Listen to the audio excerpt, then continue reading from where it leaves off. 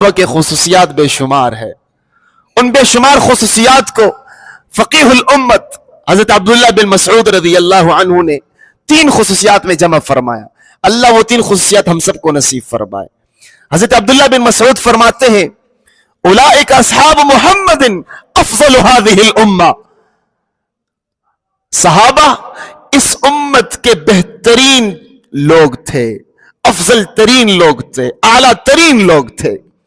پھر 3 صفات آپ نے بیان فرمائی: ابرہا قلوبا واعمقہا علما واقلہا تکلفا. پہلی صفت ابرہا قلوبا، صحابہ دل کے نیک تھے، ان کے دل حسد سے، بغض سے، کینے سے، ہر قسم کی باطنی بیماریوں سے پاک صاف تھے. اور ظاہر بات ہے اذا صلحت صلح الجسد کلہ واذا فسدت فسد الجسد کلہ الا وہی القلب. انسان کا یہ دل ہے، یہ سلطان الاعضاء ہے. جب دل بنتا ہے تو پورا جسم بنتا ہے، جب دل بگڑتا ہے تو سارا جسم بگڑتا ہے. تو ان کا دل صاف اور شفاف اور نیک کیوں نہیں ہوگا؟